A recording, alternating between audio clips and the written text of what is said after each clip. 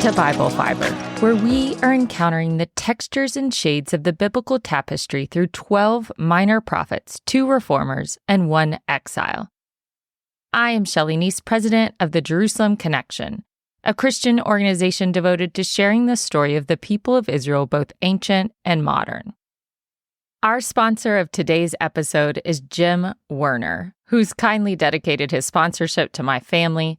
As many of you know, we are a military family, and like lots of other military families this month, we found out we have orders to move again, which means there's been lots of tears mixed with silver linings. So thank you, Jim. You probably don't even know how timely your dedicated sponsorship message really was. This week, we are studying Ezekiel 14. The chapter begins by introducing Ezekiel's company. He recorded, "Certain elders of Israel came to me and sat down before me." Perhaps it was the same delegation of elders that waited in Ezekiel's home while the divine spirit transported him to Jerusalem. Tel Abib, the refugee encampment where Ezekiel lived with the rest of the exiles, likely had an abundance of leaders. According to Nebuchadnezzar's policy, the first captives the Babylonians deported were Jerusalem's political, religious, and cultural elite. Although they had no political independence once in Babylon, the captives must have transferred some of their social order from Jerusalem to the refugee encampment, as they made paltry attempts at self-governance. Ezekiel did not reveal the purpose of the elders' inquiry. Given his response, however, they must have been seeking a divine word about the duration of their exile. Rather than answering them directly, Ezekiel addressed a crucial issue underlying their question. The elders had divided hearts. Despite seeking an oracle from the Lord, they were not sincere in their devotion to the one true God. For the second time, Ezekiel reminded the Israelites that God could read their minds, and he knew the secrets of their hearts. There was no sense in keeping up the charade.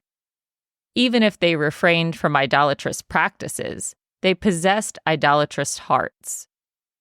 While Ezekiel sat with the delegation of elders, he received 2 oracles from the Lord. In the first oracle, God addressed only Ezekiel. He said, "Mortal, these men have taken their idols into their hearts and placed their iniquity as a stumbling block before them. Shall I let myself be consulted by them?" The intimate dialogue between the divine and his prophet expresses God's frustration with the elders' inquiry. They had no right to seek a word from him when they withheld their total devotion. God questioned whether the delegation even deserved a response. Addressing the elders in his company, Ezekiel repeated what God had told them about their idolatrous hearts and sinful stumbling blocks. Ezekiel relayed, God desired to take hold of the hearts of the house of Israel, all of whom are estranged from me through their idols. In our modern era, people often treat the prophetic books as texts that they should mine for secrets of the end times. Ezekiel 14 reveals that even in the prophet's own day, his contemporaries misunderstood the purpose of the prophetic office. They treated the prophets like favorable fortune tellers and good luck charms. Yet the true prophet's primary concern was with the moral, ethical, and spiritual problems of the present. Very little of their overall message was predictive of the future. When Ezekiel had first kept company with the delegation of elders in chapter 8, he witnessed blatant idolatry occurring in the Jerusalem temple. In his vision, the idol worship was blatant. They bowed to the sun, burned incense to idols, and built pagan statues. Alternatively, the exiles in Tel Abib abstained from overt idolatry, but they were guilty of internalizing their idolatry. Yahweh commanded, "Repent and turn away from your idols and turn away your faces from all your abominations." Perhaps they longed for their Canaanite idols in Jerusalem, or they admired the Babylonian gods and goddesses all around them. Either way, idolatry had corrupted their hearts and divided their loyalties. Because they were so desperate for security, they sought the gods of other nations who seemed to do a better job keeping their devotees from being captured and expelled. What God makes clear is that they had no right to expect an answer from him until they repented and returned to him with wholehearted devotion. Exclusive devotion to the Lord was the foundation of the entire covenant. Yahweh warned that if they continued to inquire of his prophets while they pursued false gods and divided their loyalty, he would make an example of their wavering faith. They would be a sign and a byword. Their punishment, excommunication or even death, was in accordance with their offense. Bystanders would see the consequence of their unfaithfulness and take caution. More than anything, however, God awaited their return and wanted to restore his people on the right path. His punishments never lacked purpose. If they turned their hearts back to him and no longer defiled themselves with their transgressions, God promised, "They shall be my people, and I will be their God." The remnant would comprise all those who repented and purified their hearts. The previous chapter dealt with the plague of false prophets. It's likely that once the elders heard a positive oracle from impostor prophets, they hoped Ezekiel would second the optimistic message. Surely their incessant need for reassurance kept the false prophets in business. As a result, Ezekiel 14 returns to the popularity of the false prophets in exile. A brief declaration in the passage gets a lot of theological attention because in it, Yahweh appears to take responsibility for purposely deceiving the false prophets. God declared, "If a prophet is deceived and speaks a word, I, the Lord, have deceived the prophet." On the surface, the declaration does not accord with God's constancy and trustworthiness. It was one thing for God to allow false prophecy, but quite another for him to instigate the deception. However, God knew false prophets would deliver deceptions, whether or not they heard them from the Lord. If they wanted lies, God apparently sometimes gave them lies. On at least one occasion in the Old Testament, God directly misled false prophets as part of his plan to execute divine judgment. In 1 Kings, the evil king Ahab refused to hear out the true prophets like Micaiah. Therefore, God sent a spirit of deception on the false prophets so that they would deliver lying oracles to King Ahab, encouraging him to go into battle. Sure enough, the evil king disguised himself and joined the battle against the Arameans, and an arrow mortally wounded him. In the rest of Ezekiel's oracle against false prophets, the emphasis shifts to God's retribution against both the fraudulent prophets and those who sought their guidance. To God, both parties were guilty of leading the house of Israel astray, and therefore both parties deserved the same punishment. Ezekiel declared, "The punishment of the inquirer and the punishment of the prophet shall be the same." The second half of Ezekiel 14 switches gears and introduces a fourfold oracle, illustrating the consequences of rebellion and the role of the righteous during the coming judgment. Using courtroom language, Ezekiel conveyed a hypothetical scenario about a land that sinned against him. With his characteristic use of repetition, Ezekiel recites the same framework with each associated curse. The nation's spiritual infidelity caused God's harsh response. First, they would suffer from famine, and then wild animals. The other agents of death included sword, pestilence, and bloodshed. Ezekiel's list of punishments was not arbitrary. He drew from the warnings and promises already laid out in the Torah. Ezekiel's language was indebted to the exhortation of Moses in Leviticus 26, the moment in Israel's history when God had decreed that if they ruptured his covenant and ignored his commands, he would send famine, beast, sword, and plague. God embedded both blessings and curses into the covenant as potential consequences of rebellion or obedience. Although the text does not give the background to the passage, it's reasonable to infer that the elders opposed Ezekiel's position that the judgment was irrevocable. Perhaps it was these same family heads who had been with Ezekiel when he envisioned the man in linen going through the desperate crowds in Jerusalem, marking the foreheads of the righteous remnant.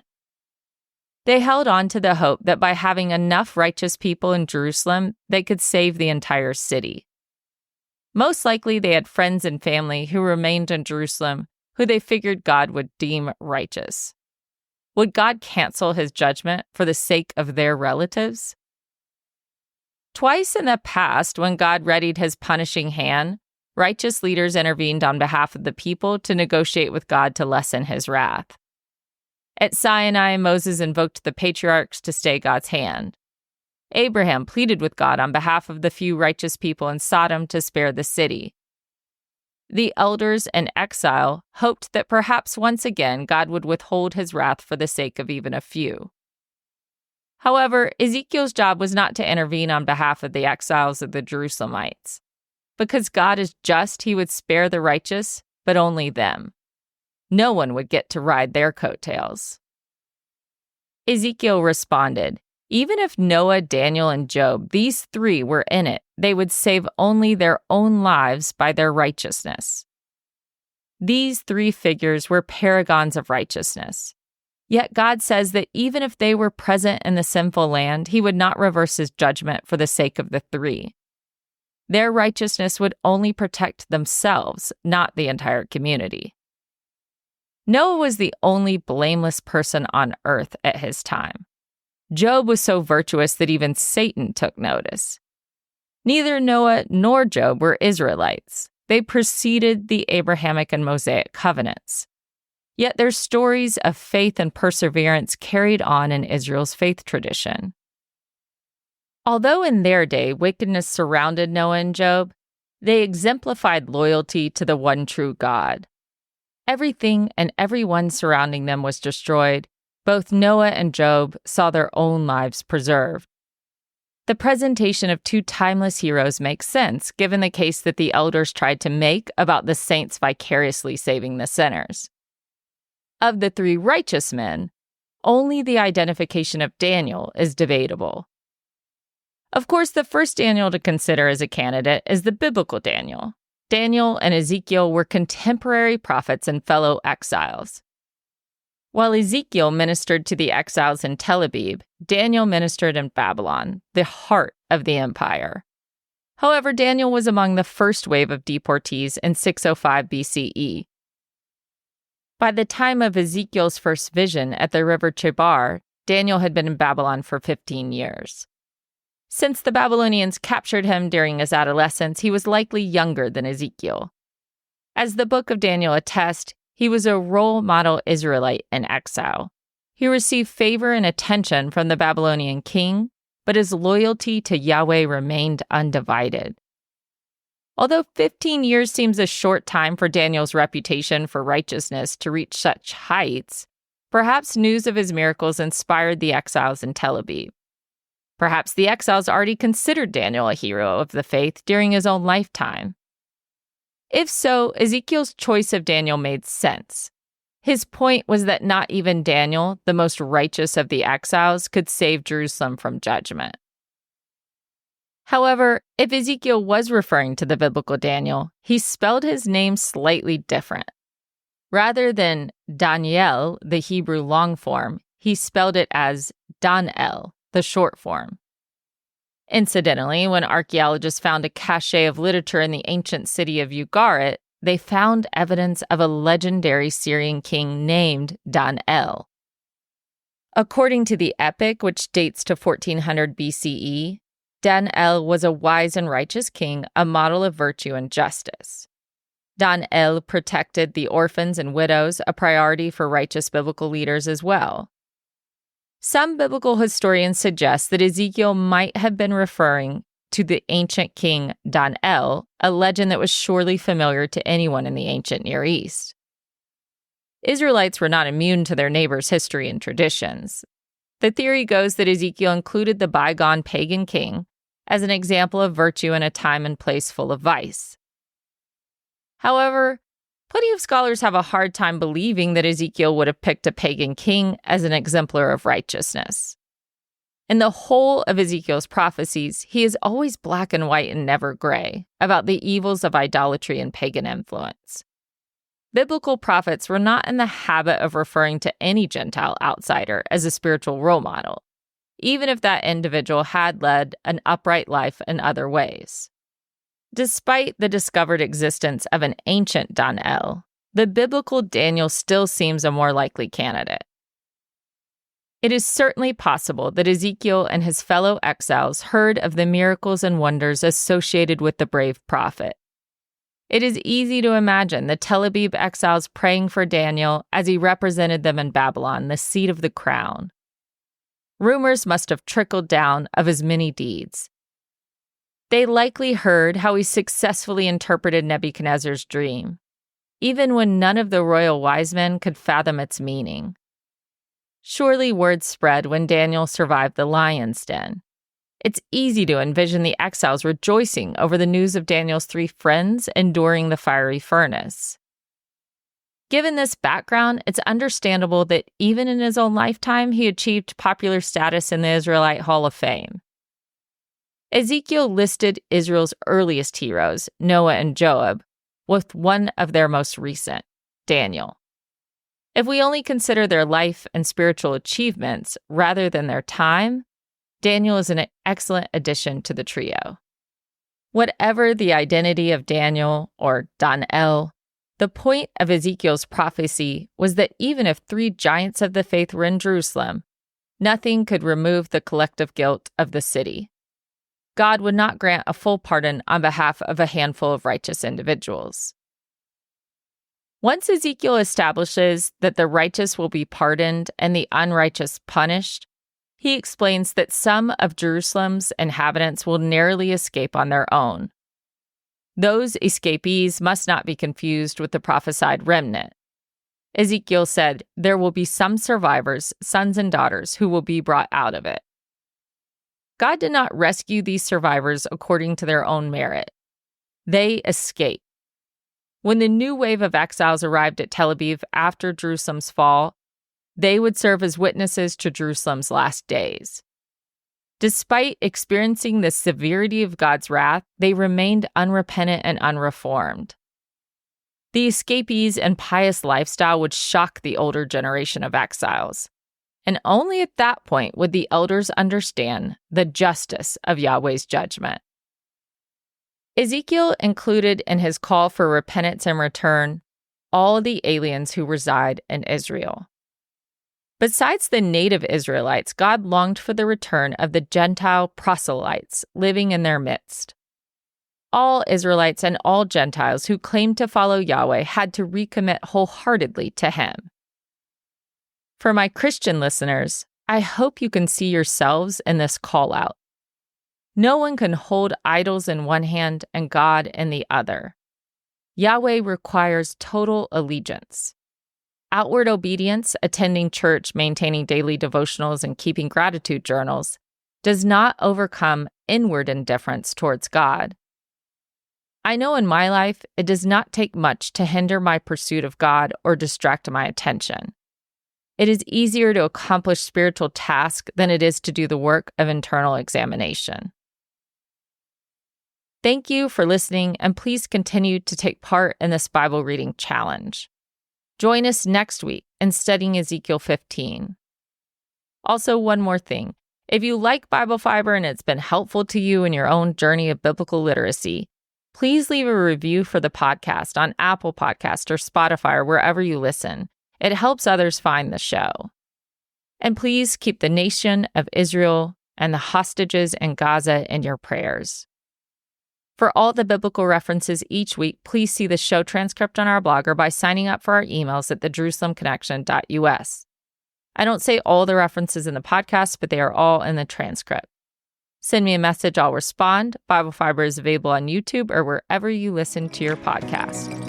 Am Israel 5.